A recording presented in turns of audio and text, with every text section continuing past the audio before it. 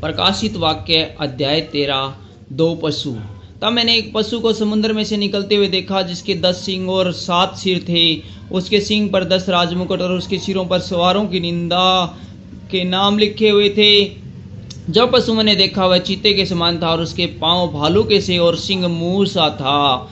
उस अजगर ने अपनी सामर्थ्य और अपना सिंहासन और बड़ा अधिकार दे दिया।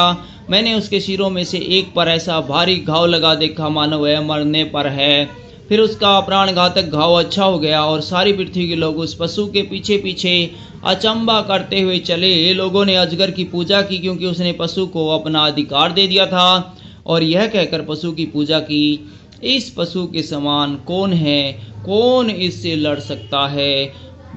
बड़े बोल बोलने और निंदा करने के लिए उसे एक मुंह दिया गया और उसे 42 महीने तक काम करने का अधिकार दिया गया।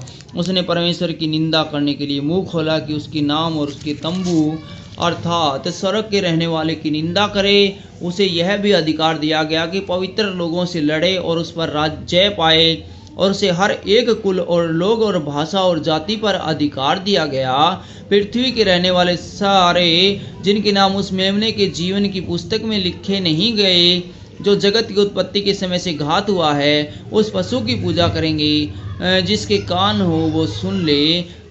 जिसको कैद में पड़ना है वह कैद में पड़ेगा, जो तलवार से मारेगा अवश्य है कि वह तलवार से मारा जाए। पवित्र लोगों का धीरज और विश्वास इसी में है। फिर मैंने एक और पशु को पृथ्वी में से निकलते देखा।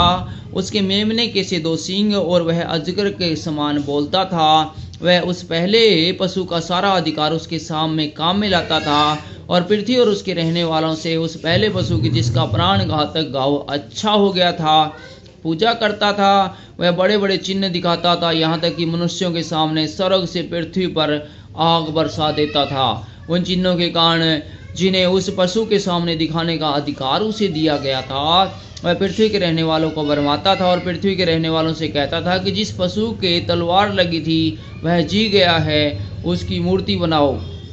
उसे उस पशु की मूर्ति में प्राण डालने का अधिकार दिया गया कि पशु की मूर्ति बोलने लगे, और जितने लोग उस पशु की मूर्ति की पूजा न करें उन्हें मरवा डाले।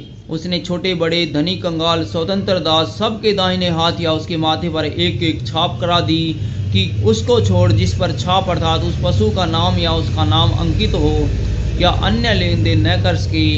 ज्ञान इसी में है, जिसे बुद्धि हो वह इस पशु का अंक जोड़ दे, क्योंकि वह मनुष्य का अंक है। उसका अंक 666 है। Thank you.